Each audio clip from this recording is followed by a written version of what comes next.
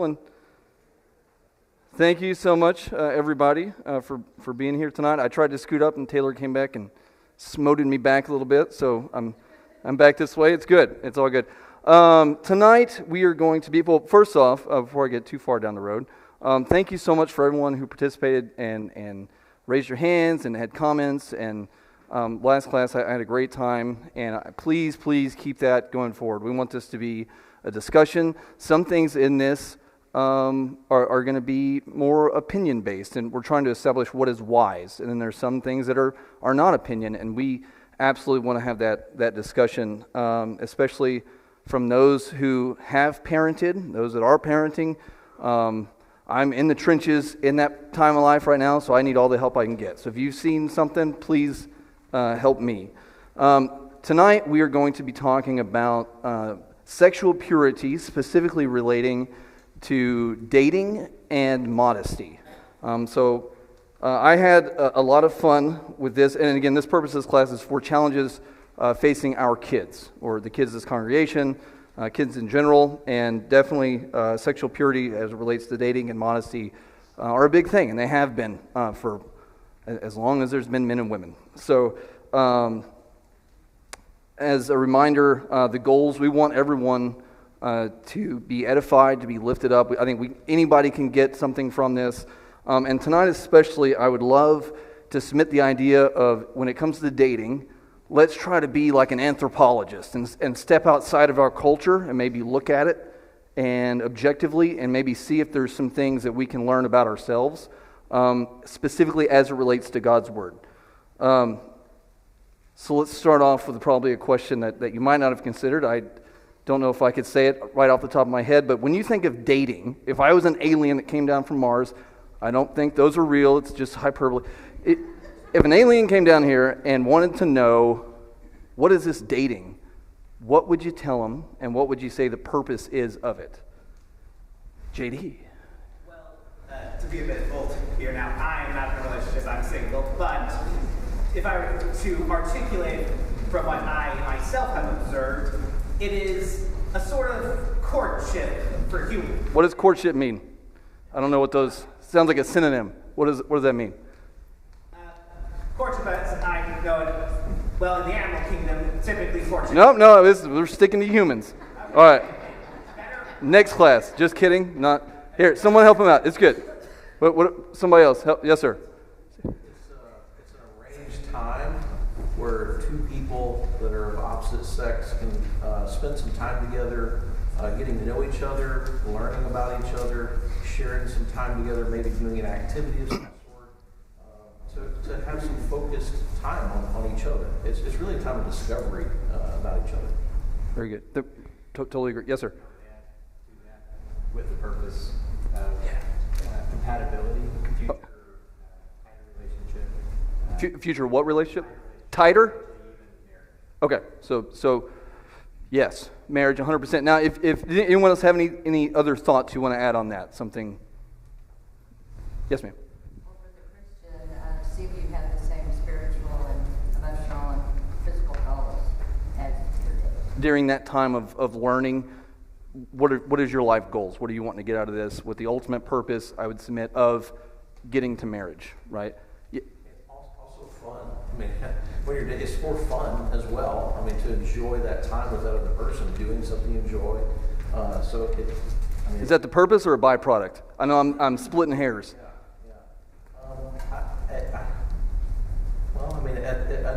Until you know if that's someone that you would want to spend more time with and be more serious about, what leads up to that could just be about fun until you decide, hey, I don't want to. This is not really going to go where I want it to go. God, you might not know. Let me know if I'm putting words in your mouth. You might not know when you first go on the first date whether or not I'm going to marry or I want to marry this person. So you need to get there, right? Very good. Yeah, totally agree. So as a coincidence, before this quarter, I taught the high school class, and I posed them that exact same question because I thought it'd be kind of interesting to see what they thought. And the very first answer was to have fun. Okay, and I was like, oh no.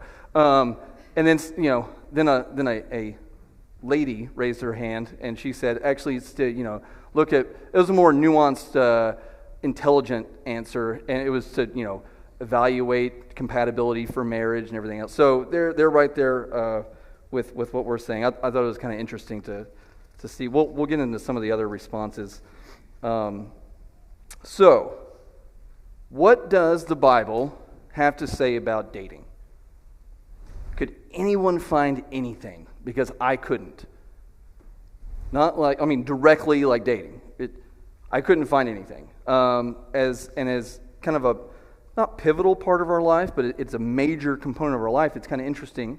So I would like to maybe, well, let's look at the two relationships that I could find, and let me know if y'all can see anything else in New Testament, so not like concubinage, Old Testament things, not like that. So the first one's marriage, obviously, husband and wife, Hebrews 13:4. We're not going to go into that, but there's a sexual relationship that's permitted, it's encouraged, and really it's expected. During this study, I actually came across the Catholic doctrine of the perpetual virginity of Mary, and which is totally against what the Bible says, but that is not marriage. They're not fulfilling their vows to each other. And then two, talking about Mary again, betrothed or pledging or we would call it engaged.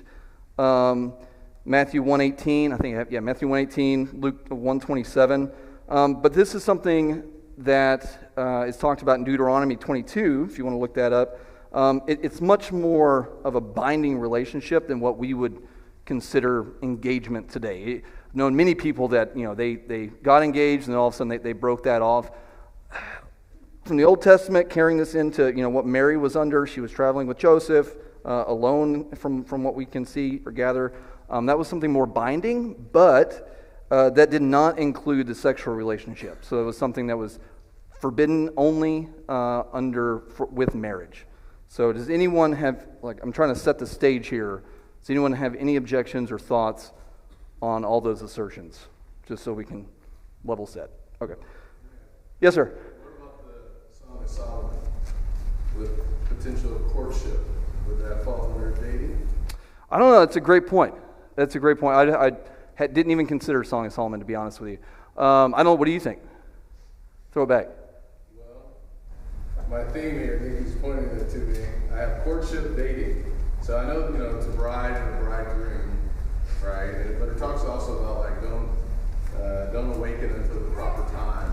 So it looks like it's leading. Sexual desire. Right, until that proper time in marriage. So that was just one thought about something leading up to that, which could be somewhat close, but just wanted to get your thoughts. Yeah, no, that's a great. I hadn't considered that. I don't know if it's does it specifically say what their relationship is? I'd have to look at that. Like I said, I'm not prepared to go into it, but it's an interesting thought. Thank you, Ben. So what I'd like to submit is that dating in our culture is an expedient, and just like an expedient, it's basically a method to get to a end result. Like how do two people get to marriage? In our culture, dating is most likely how it's done. So marriage is honorable and will likely be the desired condition for the majority of people. Some people choose and then also unchoose. It's something that doesn't work out. There's nothing wrong with that. It's not a lesser state or anything. But for the majority of the population, marriage is something that they would go through. And again, the question is, how does that a relationship come to be? So when I went to India a year ago, it kind of blew my mind about just how arranged marriage is, like the two differences of cultures, and how the church can operate in both, and how both are godly. So it's really interesting. So we had arranged marriages. Let's jump down to the second point up there. The responsibility rests mainly on the individual's family to find suitable spouses, but our chosen expedient is dating, where the responsibility mainly falls on the individual to find a suitable spouse. Could anyone else think of any other arrangements besides these two? My mind went to mail order stuff, and I don't think that's going to be something that anyone wants to explore, probably. Yes, sir? In the Old Testament, there's a reference, I have to look it up again, but to where they had an obligation if the for the brother or next relative if the male died and taken care of? She assumes that's a great point.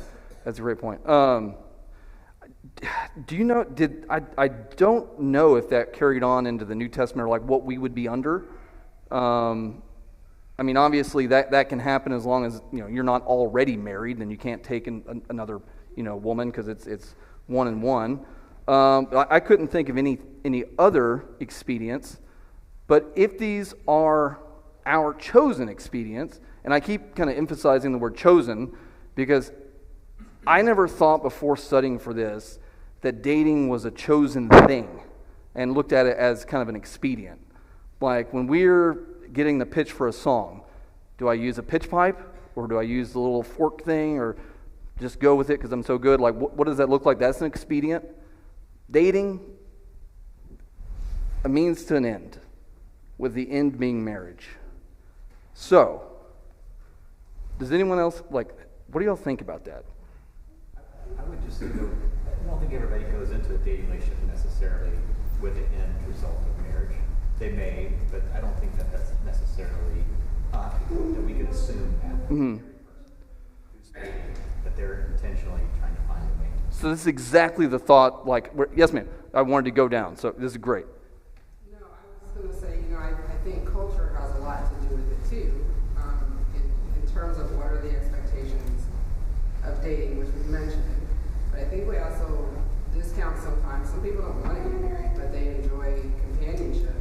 We hear dating, I think, in 2025, and sometimes we automatically think that there's something sexual. People can date and it not be sexual. Setting yourself up as a Christian, however, it could pose different things, but there are some people who choose to date, and it's not a sexual thing. You're not committed necessarily to one person the minute that you meet them. You may want to experience, I may want this culture or this race or this ethnicity or whatever the case. So I think it's very specific. Now I know we're talking about it in terms of expediency, so that's the bigger picture. But we can't discount, I think, that's not everybody's goal is to get married. Okay, good. This is great. Yes, sir.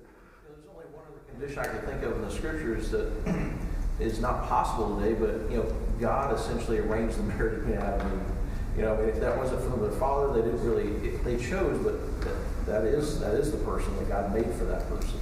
Right. Yeah. That's the only other condition. But to Tanya's point about spending time with each other, that's kind of what I was talking about with fun, where you might want to be with someone for a particular occasion or a particular activity or enjoy time together, but I'm not sure if it's really at the outset that, hey, I'm going to go on this date, let's go down to marriage. Right. So, dating not leading to marriage. Let's kind of talk about that. So, before we get into that, so dangers associated with, so Tanya, let's go back to kind of your thought. I'll move this way. So we're dancing. Are there dangers with dating? Yeah. And if so, what? Let's just point the elephant in the room. Yes, sir. So I think there's two things, and I think this is a very interesting conversation because, I was raised with a mentality. Take into consideration any person you may date could eventually be your wife, because here's the thing that a lot of people don't take into account, and this comes into the dangers. You say, well, I'm just doing this casually. We're just doing this as friends. And two dangers that come out of that. One is the immediate danger. You don't set yourself up with the awareness and the alertness of the potential immediate dangers of people who go and say, well, I can go be a companion with this person in their apartment, in their house, whatever, just the two of us, and not keep their alert up for the potential immediate dangers of that. But the longer-term danger of that, and the thing that was always emphasized to me, for right or wrong, I know not everybody agrees with this approach, but the problem is sometimes you start a relationship with a concept. I start a relationship with somebody from school. Hey, they're just a good friend. They're an atheist, or they're a Muslim, or they're whatever. And when we start out, it's just that. It's just a casual relationship. But the problem is you don't allow for the possibility that that relationship changes in time. Familiarity breeds a deeper feeling. And so if you don't take that as an awareness from the beginning, or as a potential possibility from the beginning, then once you fall in love with a person, I don't care, it could be anybody that you respect comes down and say, this is a bad idea. And you go, I don't care, because I am in love now. Right. And now you shut out all of the dangers that you might have prior to that taken into consideration. And so that's the danger of dating without, to me. To piggyback, and I think we got a couple. My view of love, I think God willing, has matured since I went to India, really, because a man and woman who have really known each other for a week, they get married, are they supposed to love each other? 100% yes. That is his wife, that's her husband. Is that different than our love that we're told to love? So is it a feeling, or is it a loyalty and obligation, not like begrudgingly, but you're to honor her? I don't know, it's very interesting, and it goes a lot against what our culture is. So let me do a thought game with you real. Oh, I'm sorry, Adam. Sorry, go ahead. Yeah, so kind of along the lines of what you were just saying, I think the biggest difference between dating and arranged marriages, dating very much has the tendency for the sense of duty and responsibility to kind of fade away, and there's this illusion of choice. I get to choose to enter this, I can choose to exit it, and we kind of lose the idea of, hey, I've got a duty and an obligation and responsibilities that are non-negotiable in this relationship. Right? Yeah, 100%. So that's just blatantly what doctrine says. Ben, I'm sorry. Song of Solomon 2, verse 7, with respect to dangers, if this is the courtship or dating phase, I adjure you, O daughters of Jerusalem, by the gazelles or by the hinds of the field, that you do not arouse or awaken my love until she pleases. Sounds like, you don't go down this path of sexual relationship and intimacy until it's at the proper moment or in the proper time in marriage. And so that's probably one of the biggest dangers, if not the biggest danger. Children out of wedlock, losing your virginity, all of the baggage and consequences and guilt and shame and right. That a person may eventually take into a marriage, and then they have to figure all that out. If they marry someone who's a virgin and they're not one, or all this other stuff that has happened throughout the years. So I think with our society, that's probably the biggest danger for young people. Yeah, I mean, and sex, so we can kind of go on the other side. That kind of, we don't talk about sex, we don't say it's beautiful, we don't say it's great. Like, that's not true at all. It's just within this committed relationship, and those emotions shouldn't be brought up in the dating phase, in the engagement phase, whatever phase outside of marriage you want to say. Thought process. So is it allowed? Are you allowed to date someone who, let's say, there's no reason whatsoever to marry? There's no chance you're going to marry. I mean, it's not sin, right? Is it wise? Let's consider that. Yes, sir. I think it also depends on how you're defining a date. That's totally true. Yeah. If you say, hey, there's two women and two guys that are going to go out to play putt-putt, and they go to dinner and they go home. Okay, that could be called a date, but it's really just to go have some camaraderie, just some fun. But if you invite one of those ladies to your apartment, okay, that's different. Now you're alone, you're in a high-risk situation. Yeah. So it kind of depends on how you're defining that, too. Totally. Yes, ma'am. Tanya. Yeah, I was going to say something very similar. Growing up, we could not go anywhere unless it was a group, like not even the library. It was very frustrating. With a member of with a member of the opposite sex? No, with anybody. Oh, okay. We couldn't go if it wasn't a group, and we couldn't go if mom didn't meet them. Now that is an outside of Bible class story, but she had to meet everyone, and it was regardless of how we felt about it, especially if it was the opposite sex. she got to meet them, and then at some point she got to meet parents, even for a date. So in hindsight, I'm like, I really appreciate you did that. In that moment, I'm like, you're so mean, right? Because I can't go to life. Son's a preacher and daughter's sitting in church. Yeah, but to your point, to be saved, the Bible also tells us not to be unequally yoked. So even... Well, we're going to get into that. Don't steal my thunder. So thought game real fast. If... Wade, come on. 20 seconds. Just another danger that might be a little not so in your face is just the emotions that come with dating, right? We talk about emotions when it comes to what the Bible says about worshiping things and how people get caught up in emotions. So I feel this, and so it's not wrong if I worship God this way. Well, it's the same thing with emotions, who you're dating.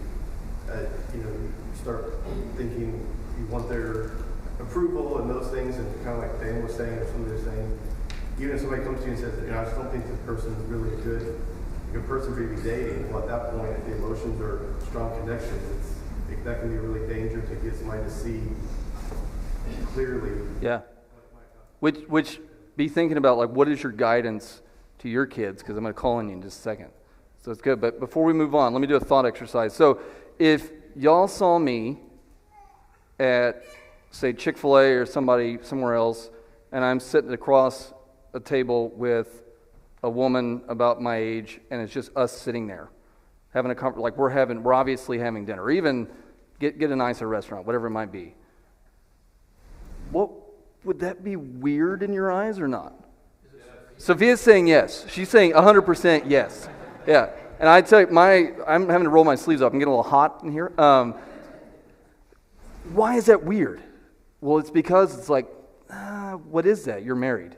And I'm not saying that I can't take a client out to dinner or whatever it might be, but you have to be smart about that, because again, you develop relationships that start leading down paths, and that's how things like that don't happen.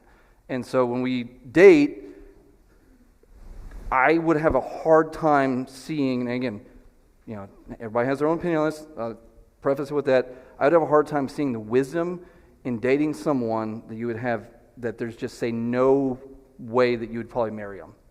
Yes, sir. For me personally, I think the thing that I got wrong a lot when I was dating was that my most important relationship needed to be with God, not pursuing a relationship with this other person. And when you confuse those, if you have those things straight, maybe that's a fair way to look at it. When you have those things straight, then the decisions about things like what you're talking about, whether you're married or whatever, become a lot easier to make. Absolutely. Yeah, perspective and 100%. So I think Adam kind of hit on this. So this was kind of my answer to this, of just mistakenly thinking that dating as, a relationship, that comes with or conveys or comes with benefits that are reserved for marriage. And so obviously there's the sexual aspect, but even submission, leadership, there's, you can kind of see in couples early on, hey, you need to submit to me. Well, not really. I'm in another house. I'm not in your house. So there's other things outside of just sexual purity. But again, don't want to go too far down that road, but just something to think about. So, Wade, what guidance would you give your child who is wanting to date? And open to anyone, not just Wade. I think first thing Kyle knows on the head is, you have to have your relationship and your priorities straight. That you're first with God before anybody else.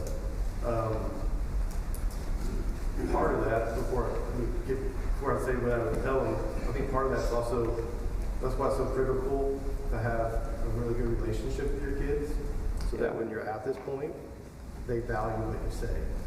It's not, oh, now dad or mom's coming to me to talk to me about this thing. So if that's a huge part of why, how God created marriage and family dynamic, is that you're supposed to be there all the way through, and that way they value what you're having to say in your opinion. I think that's a huge part of it. It's massive, and I'm so happy you brought that up, because I didn't specifically write that down, but I thought about it, and I just forgot to write it down. And you hit the nail on the head. You can't start giving guidance. You know, how many movies do we see where, you know, the stereotype is, you know, the girl goes out, gets a boyfriend, she brings him home, the dad hates him, but he doesn't understand, and he's kind of not there, and he's not a great dad. Like, well, of course she's not going to listen to you. Like, you haven't paid into that account to be able to withdraw and value your opinion. So I hit the nail on the head. Others, what would you tell your kids? Yes, sir. The thing we always told our boys was that whoever you marry is going to have the greatest outcome on whether or not you go to heaven. And we had just always encouraged them to be very, very careful who you pick to date. Because once you start falling, things can happen, and you could end up marrying somebody who's not going to help you go to heaven. Right, yeah. Because, you know, they're 10 years later, I mean, so people have told me, I don't know this, but, you know, the woman you marry isn't the exact same person and isn't as sweet and everything else. But, yeah, it can change. Stephen, do you have your hand up? Yeah, I mean, as far as who to date, of course, you'd be looking for someone who's Christian-minded, and who is a Christian, if you're old enough to date, you'd think that they would be a Christian. But also, part of this dating process is so you can evaluate the genuineness of their faith. You know, of your faith? Got it. You're dating. Not everybody who wears the name Christian is acting like one. So, you know, you want to spend that time evaluating in different scenarios. Are they really, truly committed to God? Are they really living righteously? What are their attitudes about, you know, their faith and their responsibility to live that way? So that's probably one of the things that I really wanted for my daughters is to evaluate that and figure that out. And we're going to get, I'm happy you brought up the Christian versus non-Christian. We're going to get into the next question. So, Chuck? Yes, sir. I think a lot of it is like how you choose your friends, too. I mean, you can tell, you know, I had some real knucklehead friends, you know, growing up, and I was probably one of those knucklehead friends, too. And it's like, you know, when you start dating, you can also tell, you know, if you're a child, how do they pick their friends? Is it somebody helps them be a better person than not? It kind of goes back to what Steve was saying about, you know, they're running with the right kind of people. And unfortunately, whatever type of person they run around with, that's probably going to be the type of person they date as well. Right, which, I mean, let's maybe, tell me if I'm, again, way over on this and just describing myself, but when you look to date someone, okay, first time you see them across the room, what's the attribute you're most looking at? It's their physical appearance, most likely, right? Like that's a good start. Which, by the way, is exactly what the high school kids said. I said, how do you target the person? It was like, well, what does she look like? I won't tell you who that was, but to quote. But then, you know, you have to get to know them, obviously. Yeah, super interesting. So, I had an alarm set, so I didn't go too far without moving on to modesty.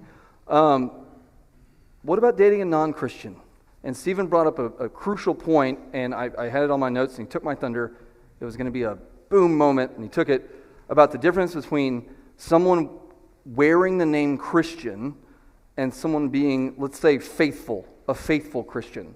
Okay? How do you judge that? Is that being too judgmental? How would you counsel your kid, your child? Okay. Well, I think it ties into what we just talked about a few minutes ago.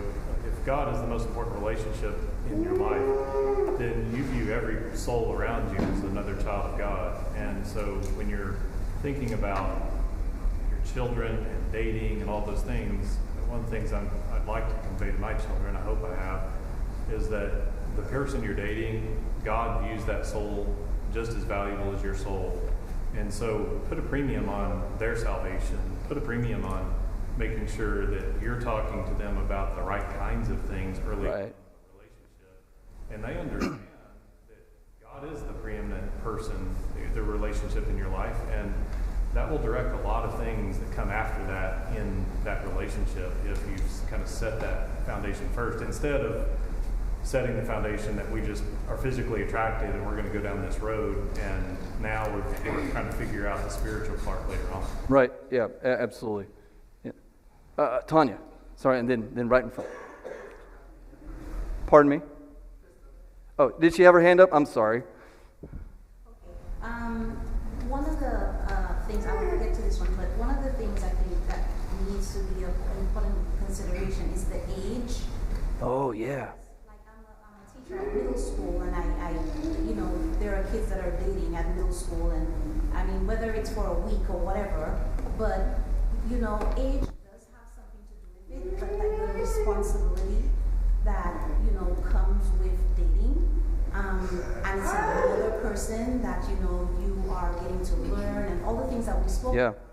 And then to add on to what's being said with a non-Christian. I remember when I was a single, I attended like a singles workshop, and one of the things that was said was not necessarily that okay, you need to marry a Christian, but the essential part is, does this person have a heart for God? Because you can go after a Christian and they don't have a heart for God. Absolutely. Yep. And that was the thing that stuck with me for many years. Yeah. And that's what you started with, this whole thing with the tender heart for God. Can I jump in? If you want to get my mother-in-law fired up, you just ask her that question, because she wasn't a Christian when they started dating, and she'll let you know it. Tanya, and then probably move. So I was going to say the point about a non-Christian. I think some people go in with the thought that I can change this person, that me dating you is going to make you a Christian. And the problem with that thought process is, no, if they're not going to change, they're not. Some do. I know people who dated a non-Christian, shared the gospel, they became a Christian, they got married. Or they married a non-Christian, who then shortly after became a Christian. So we have family who married non-Christians, who have never become a Christian. And it's caused hardship in their relationships, right? So that mindset sometimes that we can change and alter and make them convert doesn't always come to pass. Right. Even you can want it as bad as you want. Right. One more yes, sir. And then I'm sorry. Can I go over here? I haven't gotten here. Okay. Sorry. I just know from a very young age, when I talked to my children about the relationships, they knew that if they married someone that wasn't a Christian, I wasn't going to approve of it. I probably wouldn't even showed up to the marriage, to the wedding. So I mean, setting their expectations. May I ask why that is? I believe the scriptures are pretty clear in that aspect about if you're a Christian, who should you be looking for in marriage? It's there's examples that it talks about. I think God even in the Old Testament, getting married to. Right. It's very important. Who got married to who, right? And so I just set that expectation very early with them, and read through the Bible and. Right. Probably not when they were 18, right? No. Not that's when you didn't start. Yeah. Correct. Sir, and then we'll move on real fast. Just real quick, I want to say I think we live in a society where people feel like marriage is temporary. You get a second chance or multiple chances. Yeah. I think one of the important things to emphasize to our children is to make sure they understand, from a biblical perspective, you get one shot at this. There's not it's not like a car. It's something like my parents always did. It's kind of like a car. You take it, you buy it, you decide, hey, I don't like it. Yeah, you can get some financial hit and get out of it. From God's perspective, you don't have to. Right. You get one chance to do this, and as was pointed out earlier, it's your most important relationship on earth, and it's the relationship the earthly relationship that has the biggest impact on whether or not you end up with your eternal. Right. I mean, you can't understate or overstate the significance and the seriousness of the relationship you're voluntarily entering. That if you're a woman, you're going to be submissive to a non-Christian, or if you're a Christian man, you're going to be leading a non-Christian. Not that it might be sinful in and of itself to enter that relationship, but is it the wisest thing? And you're going to stand in front of God with that. Yes, sir. I think this is like one of the hardest questions, right? And Yeah, it's super hard. And I've got great friends like the Caseys and the McCulloughs, you know, who are in that situation and they're faithful Christians, you know. And then I've got friends from A&M that are lost.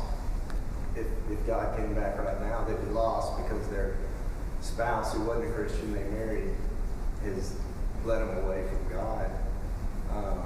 My mom, she became a Christian in her 40s, and a lot of conflict with my dad when that happened. Like, yeah. challenging Yeah. as a result of that. So it's a hard question. Yeah, and you have to think long term. Absolutely. I'm going to get into modesty. Thank you so much for the conversation. Again, sensitive topics, but I pray that the discussion is meaningful and it gets us thinking.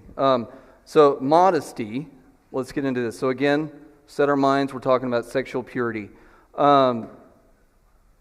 It's related. Now, there's different types of modesty. I think Ben, a little while back, gave an awesome sermon about kind of I say the other extreme. I mean, modesty is modest, but in this particular lesson, sexual purity is what we're going to focus on. 1 Timothy 2:9. I have 1 Timothy 9. Let me know if you find that verse. 2:9 is what I meant to reference. But my point being that modesty in and of itself isn't an option. Like we're supposed to be modest in our attire.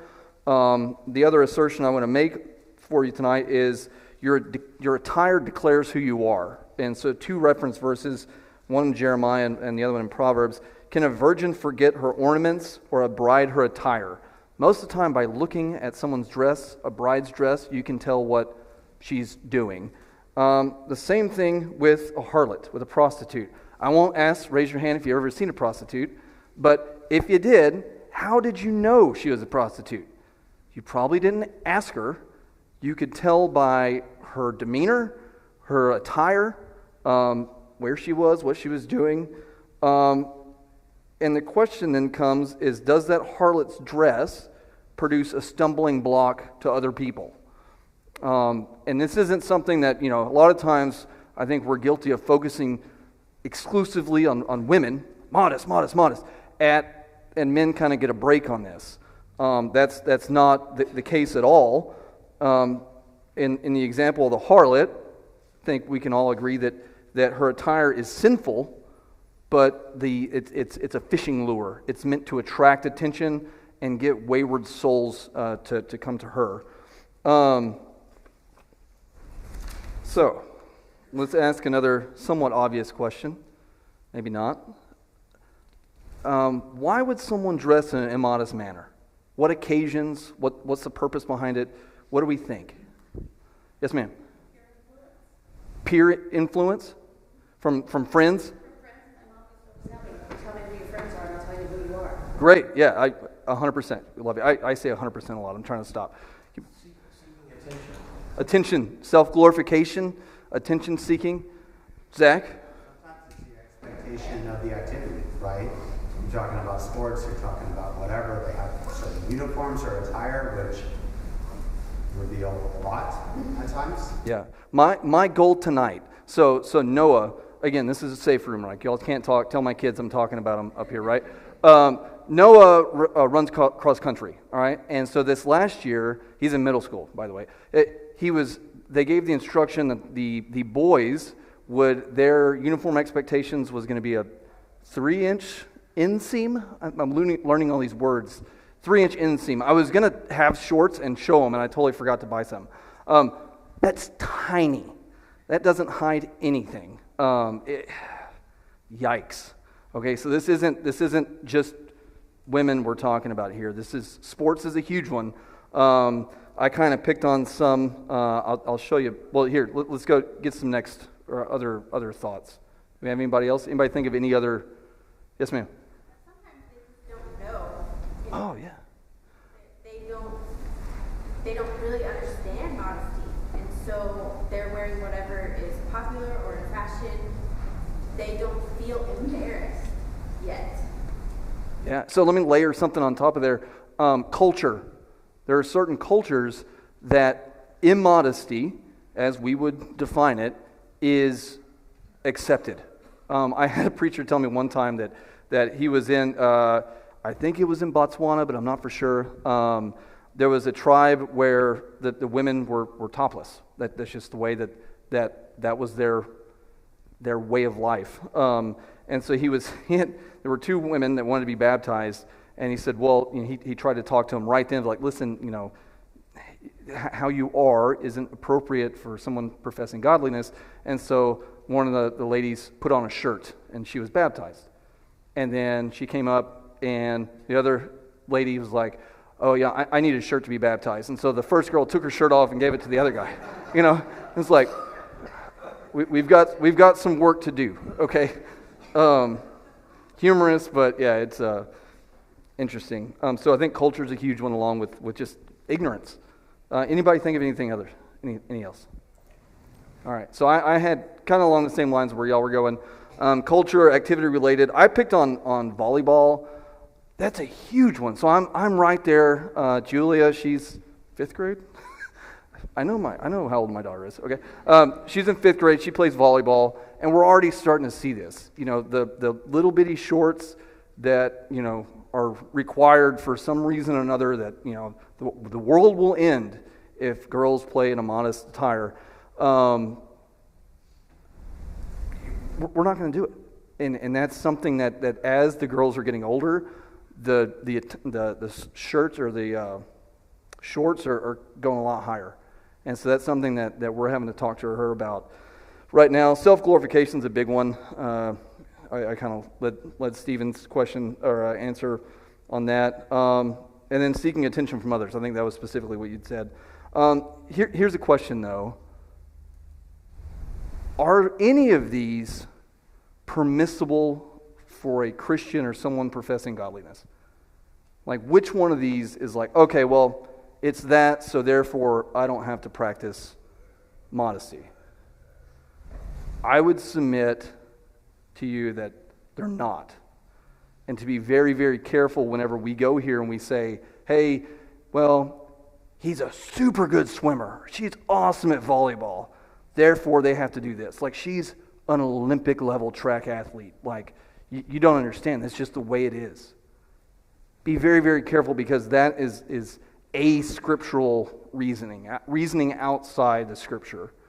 So this is the last slide here, and we have 6 minutes, and I wanted to camp out here for a little while and not be rushed, and us talk about methods that we have used, or considerations at least, for how we need to approach this problem in our society. Because it is huge in our society, and we're ignorant, if not fools, if we don't think that we in this congregation are affected by it.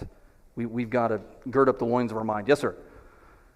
I'd say first, setting an example in how we dress. If it's hard to tell our children, well, you can't do this, and then they see you violating those same principles.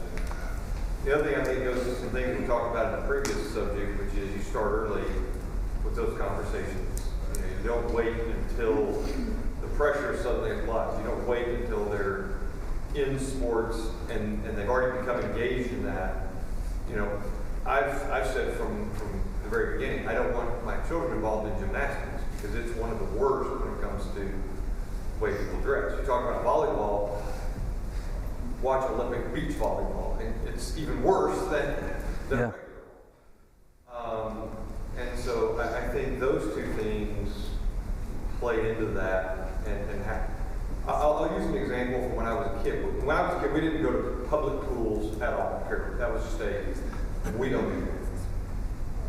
With our kids, we've been a little more lax, but it's been more from the standpoint of we go when there's not other people there, or when it's only small children there where you don't have the modesty issue. There's been more than once we've been at a public pool, whether at an apartment, in our community. We get there, there's nobody there, it's just us, it's fine. Well, then people start showing up and say, okay, now it's time for us to, Nicole asks me all the time, why can't we go to the water park friends and things like that. Well, we don't want to be around that kind of thing. But you start it early. You don't wait until they're teenagers and all of their friends are wanting to go and do it. You set those expectations at an early age. Yeah, you have to. Because if not, I mean, it's laziness if you don't. Like, if we're being just 100% frank, like, you've got to. Because it's easy not to, but it's like crucially important that you have those conversations early. Was there another hand? Yes, sir. I was just thinking that the fundamental aspect of parenting someone with godliness is making sure they understand what God says about these topics. And if you're not starting at a young age sort of reinforcing that we're not doing this because this is what mom and dad think about it, we're talking about this because it's God's will. As a matter of fact, 1 Corinthians chapter 6 is a passage that always comes to mind when I think about this topic, where it says, every other sin a person commits is outside the body. The sexually immoral person sins against his own body. Do you not know that your body is a temple of the Holy Spirit within you, whom you have from God? You are not your own, for you are bought at a price, so glorify God in your body. I mean, I don't know how a person that understands that passage and appreciates what it says and desires that kind of relationship with God, understanding their body doesn't belong to themselves, can then go display their body in a way that does not give honor and glory to God. Right, yeah. And we do have to be long-suffering, right? We're not saying that someone that comes in that, I mean, if they're just horrifically immodestly dressed, you'll have a conversation with them most likely, but if someone comes in that isn't modest, would we kick them out of our assembly? Like, no, come in and we learn, but it's not something that is long-term tolerated. We want to be loving, but at the same time teach. I was at a congregation one time where a lady came in and she was wearing, I don't even know the right words for this, but Sophia's like, good luck. Anyways, she sat like almost towards the front and started breastfeeding right in the middle of the sermon, and you could see everything. Okay, what do you do in that situation? And we didn't do anything. We kind of let it happen, and then afterwards have a conversation. Interesting things that you come into contact with. Yes, sir. Sorry. I think it's important that we can build up our kids' self-worth based on things other than their physical appearance. So, I mean, praising our kids for the people that they are, the things that they do, their industrious, the way they work, their work ethic. I mean, just you can really build up someone's self-worth, and that they wouldn't have to rely on, I've got to draw this attention to myself because I'm going to look a certain way. That kind of thing. Can I add on, especially ladies? Yeah. Like, that's a huge self-worth for young girls. I know specific examples where parents have told girls like, no, go back in there. You don't have enough makeup on. Like, what are you teaching your child? What in the world? Like, that's terrible. And these things follow you then into adulthood. So we ultimately run our homes. And so men, this falls on us, ladies too, but men, like, run your home. If your children are going through this, shepherd them, guide them. Ladies too, if you're a single mom, or if that's there's not the husband even is not doing his job, someone has to do the job. Someone has to shepherd. Stand up and let's go to work on God's family. That's the first bell, I think. All right, good. I'm not rushed. We're good. Was it the second? Okay, well, there you go. Thank you so much, and we'll get into, I believe, it is Cares of the World next week. Thank you so much.